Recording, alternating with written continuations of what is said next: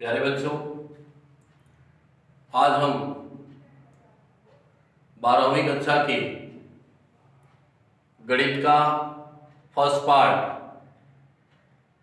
में second unit का first chapter पढ़ेंगे, जिसका नाम है मैट्रिक्स अर्थात आव्यूह। आव्यूह क्या है, हम इसके बारे में पहले जानना चाहते हैं। आव्यूह को एक तरह से हम यह कह सकते हैं कि यह जो आव्यूह है वह संख्याओं अथवा फलनों का एक मैनेजिंग करने की व्यवस्था है। अर्थात कहने का मतलब यह है कि आव्यूह के द्वारा हम संख्याओं अथवा फलनों को एक मैनेजिंग करके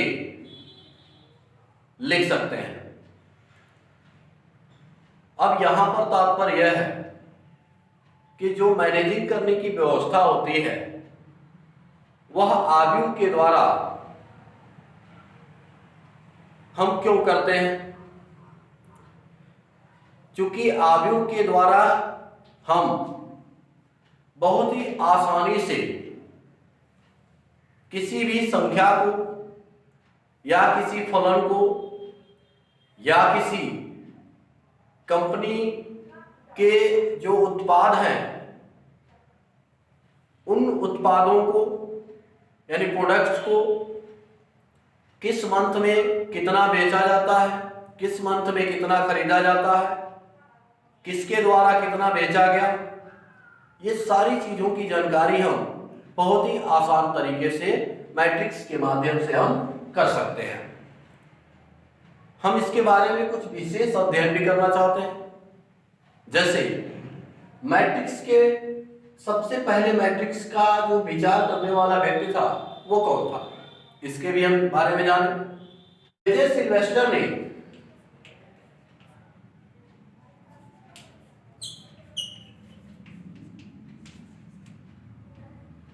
जे सिल्वेस्टर ने सबसे पहले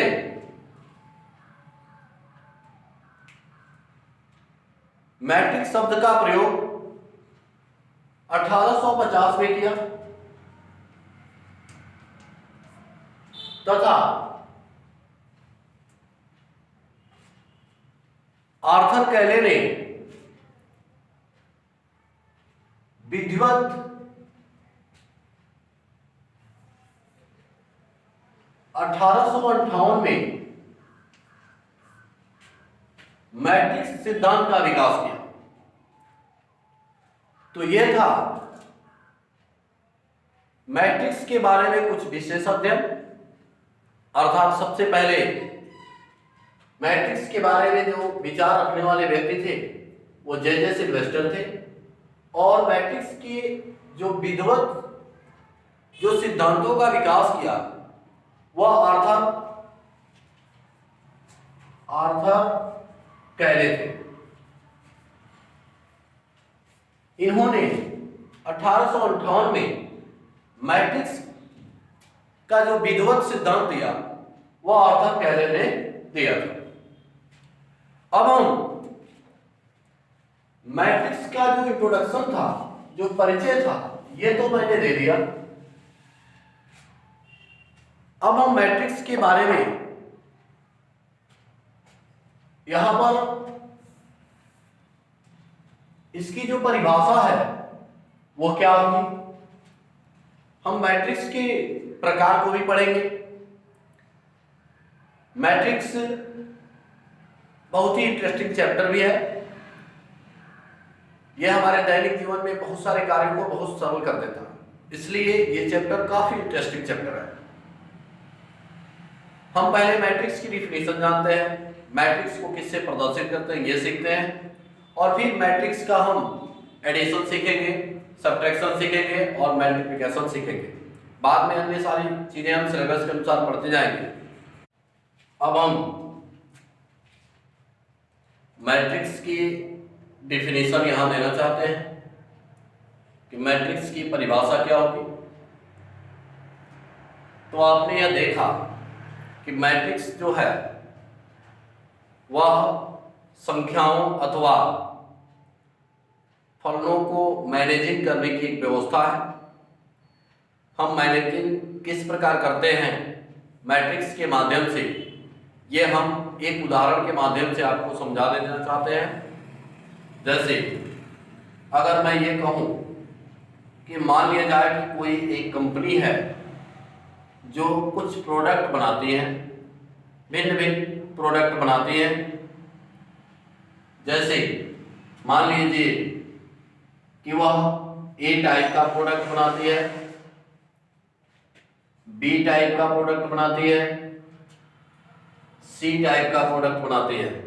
अर्थात ये भी हो सकता है कि कंपनी ए टाइप का, यहाँ मतलब यह है कि हो सकता है कि एसी बनाती हो सकता है यहाँ पर कूलर बनाती हो सकता है यहाँ पर फ्रिज बनाती हो। तो ये जो प्रोडक्ट बनाती है कंपनी, इस प्रोडक्ट को सेल करने के लिए कुछ व्यक्ति रखते हैं। जैसे मान लीजिए कि राजू है, मोहन है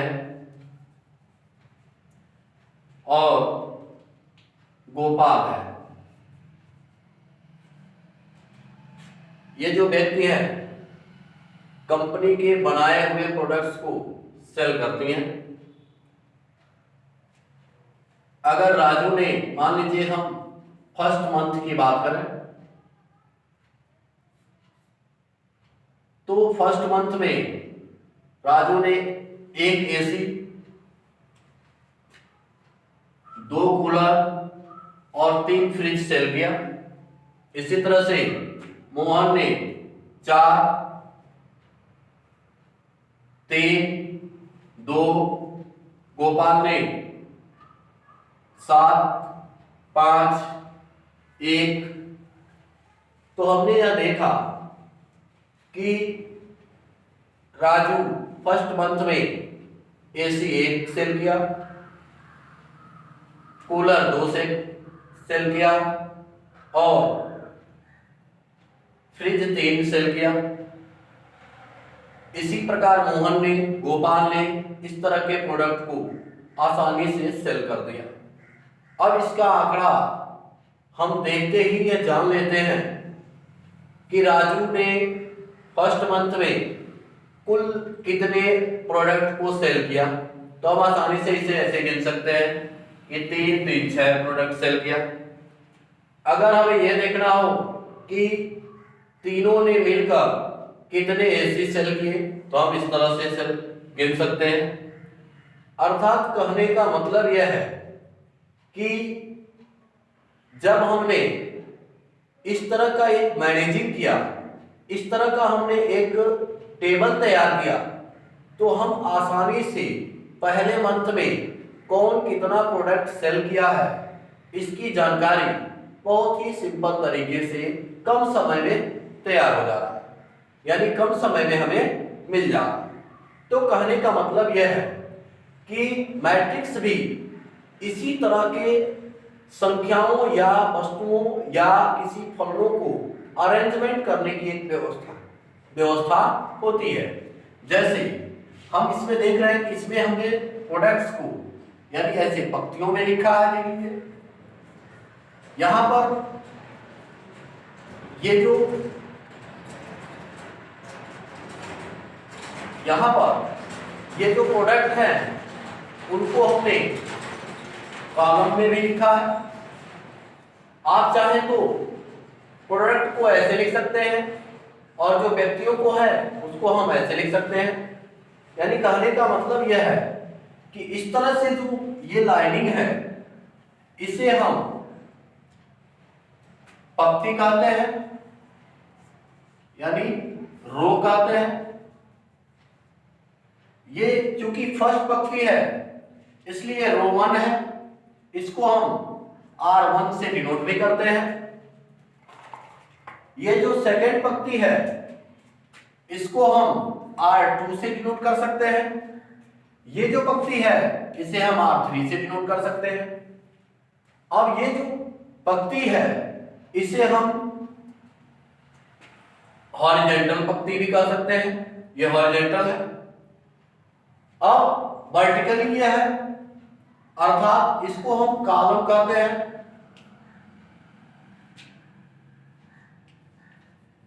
कॉलम अर्थात इसको स्तंभ कहते हैं। तो ये जो कॉलम है वो चूंकि फर्स्ट कॉलम है, इसलिए हम इसे कॉलम फर्स्ट कहेंगे। ये जो कॉलम है ये सेकंड कॉलम है, कॉलम सेकंड कहेंगे। और ये कॉलम थर्ड है, इसको हम प्रदर्शित करते हैं C1, C2, C3 से। अब इसकी जो अरेंजमेंट करने की ये जो व्यवस्था है, इसको हम किसी आयताकार सारणी के रूप में, यानी आयताकार ये जो चार्ट है, इस तरह से हमने जो व्यवस्थित कर दिया। तो ये जो व्यवस्थित करने का एक तरीका हमने दिया है, यानी ये जो एक रूप आपके सामने दिख रहा है, वही मैट्रिक्स है। वही क्या है? मैट्रिक्स है। तो आपने यह देखा कि मैट्रिक्स कोई बहुत बड़ी चीज नहीं है। ये एक मैट्रिक्स जो है, आप एक तरह से सीधे सीधे कह सकते हैं कि ये संख्याओं या फलनों या वस्तुओं को अरेंजमेंट करने की एक व्यवस्था होती है, जिसको हम जितना आसानी से आसान तरीके से मैनेज करके हम इसे एक रूप दे सकते हैं। और इस रूप की सहायता से हम जब चाहें कम समय में हम आसानी से उसके बारे में जानकारी हासिल कर सकते हैं। जैसे राजू ने जो है कब क्या कितने पहले मंथ में जो है कितना प्रोडक्ट सेल किया, कौन सा प्रोडक्ट सेल किया, ये हम आसानी से जान सकते हैं। जैसे अब हमें ये देखना है कि इसकी परिभाषा क्या होगी। तो आपने ये देखा कि ये जो संख्याओं का एक लिखने का हमने क्रम दिखाया आपको, इसमें ये जो क्रम होता है इसे हम पंक्ति कहते हैं, और ये जो क्रम होता है इसे हम क्या कहते हैं? कॉलम कहते हैं। तो आइए अब हम इसके अनुसार हम एक परिभाषा अरेंजमेंट करते हैं, जो आव्यूह के लिए बहुत ही जरूरी है। और इसको हम देखते हैं कैसे हम इसे परिभाषित करते हैं। तो हम यह कह सकते हैं कि आव्यूह अर्थात मैट्रिक्स। हम इसकी परिभाषा ब्लैक बोर्ड पर लिखेंगे नहीं, बल्कि ये आप वीडियो में देख के सुन के अपने कॉपी में नोट कर लेंगे। हम यह सीधे सीधे इसकी परिभाषा को बोल दे रहा हूँ, इसको समझाएंगे। और आपको कहीं से कोई दिक्कत होती है तो आप निश्चित रूप से हमें जब बताएंगे, और इसे हम उसको अपने तरीके से हम सॉल्व करेंगे, फिर आपको विशेष जानकारी दे दी जाएगी। अब हम मैट्रिक्स की परिभाषा देंगे। मैट्रिक्स किसे कहते हैं? तो आपने देखा, अभी इसके पहले हमने यह बात बताया कि मैट्रिक्स क्या है। तो ये संख्याओं को अरेंजमेंट करने की एक व्यवस्था होती है। तो यहां पर चूंकि संख्याओं में हमने देखा था कि 3 ही पंक्ति थे और 3 ही कॉलम थे। हो सकता है कि इसमें पंक्तियों की संख्या बहुत अधिक हो, यानी ऐसे अधिक पंक्ति हो, मान लीजिए यम पंक्ति हो, और कॉलम की भी संख्या अधिक हो, n कॉलम हो, मान लीजिए n कॉलम हो। तो हम इसकी परिभाषा इस प्रकार दे सकते हैं कि यम संख्याओं का एक ऐसा निकाय जिसमें यम पंक्ति तथा n स्तंभ को आयताकार सारणी के रूप में व्यवस्थित किया गया हो, उसे हम यम क्रॉस n कोटि का आव्यूह कहते हैं। आव्यूह की एक और परिभाषा हम दे सकते हैं। यमन संख्याओं के समुच्चय को यम पंक्ति और n स्तंभ वाले आयताकार सारणी के रूप में व्यवस्थित किया जाता है, तो उस आयताकार सारणी को आव्यूह कहते हैं। हमने यह परिभाषा बताया कि mn संख्याओं के समुच्चय को m पंक्ति और n स्तंभ वाले आयताकार सारणी के रूप में व्यवस्थित किया जाता है, तो इस आयताकार सारणी को आव्यूह कहते हैं। अर्थात क्या हमने बताया? हमने ये कहा कि अगर हम एक आयताकार सारणी बनाते हैं और इस आयताकार सारणी में मान लीजिए कि हम A11, A12, A13 up to data A1n, इसी तरह से A21, A23, A22, A22, A23 up to data A2n, A31, A32, A34 up to data A3n, up to data हम AM1, AM2, AM3 up to data AM ये जो एक आयताकार सारणी हमने बनाया है, या जो सारणी है, इसमें ये जो संख्याएं अरेंजमेंट की गई हैं, व्यवस्थित की गई हैं, उसमें हम देख रहे हैं कि यम पंक्ति है और n स्तंभ है। तो ये जो आव्यूह है वह m क्रॉस n कोटि का आव्यूह कहलाएगा। और इस आव्यूह में यहां पर जो सबसे पहले लिखा गया है वह पंक्तियों की संख्या है, और यहां पर जो लिखा गया है वह स्तंभों की संख्या है। तो हम ये जो आव्यूह है, इस आव्यूह को m क्रॉस n कोटि का आव्यूह कहेंगे। और इसमें जो ये संख्याएं हैं, इन संख्याओं को हम आव्यूह का अवयव कहते हैं। और किसी भी आव्यूह के अवयव को हम यहां पर आसानी से जान सकते हैं कि वह आव्यूह का यह जो आव्यूह है, इसमें अवयव कौन कहां पर है, बहुत ही जल्दी हम इसको जो है पता कर सकते हैं। जैसे मान लीजिए कि हमें पता करना है कि यह जो आव्यूह है, यह जो अवयव है, संख्यात्मक मान यह A22, वह इस सारणी में कहां पर है, तो हम ये कह सकते हैं कि सेकंड पंक्ति के दूसरे कॉलम में स्थित है। अब आव्यूह को हम अंग्रेजी के कैपिटल लेटर से प्रदर्शित करते हैं, और आव्यूह के जो अवयव होते हैं उसे हम स्मॉल लेटर से प्रदर्शित करते हैं, और इस अवयव को जो लिखने का तरीका होता है उसमें यह निश्चित रूप से यह डबल सफिक्स के फॉर्म में लिखा जाता है। जैसे IJ, ये जो डबल सफिक्स है, मतलब आप H2 लिखते हैं तो 2 सफिक्स होता है, उसी तरह से IJ, अर्थात ये जो I होता है वह पंक्तियों की संख्या होती है, और जो J होता है वह स्तंभों की संख्या होती है, और इसे हम ऐसे एलिमेंट्स के रूप में लिख सकते हैं। अब अगर जैसे उदाहरण के तौर पे हम ये देखें, जैसे मान लीजिए कोई आव्यूह A हमने लिया, 1 2 3 4 5 2 7, हम इस आव्यूह को ऐसे भी लिख सकते हैं AIJ। ये जो आव्यूह, इसका मतलब यह है कि अगर आप इस आव्यूह को लिखना चाहते हैं तो 2 कहाँ है भाई, तो फर्स्ट रो फर्स्ट कॉलम, 3 कहां पर है तो फर्स्ट रो, सेकंड कॉलम,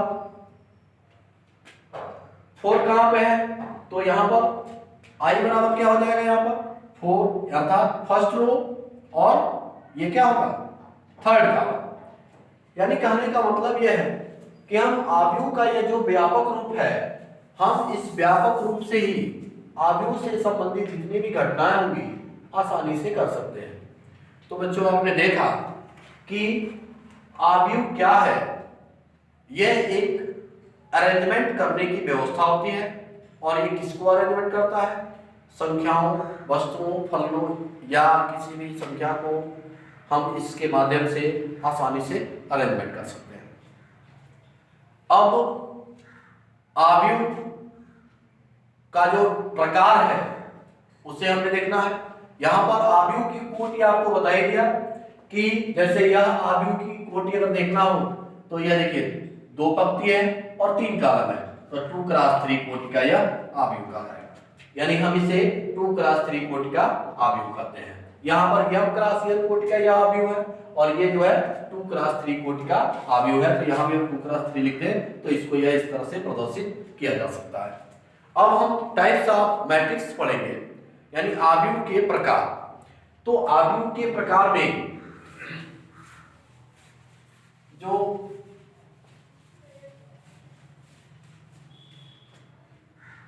आव्यूह के प्रकार, तो हम इस वीडियो में इतना ही रखते हैं।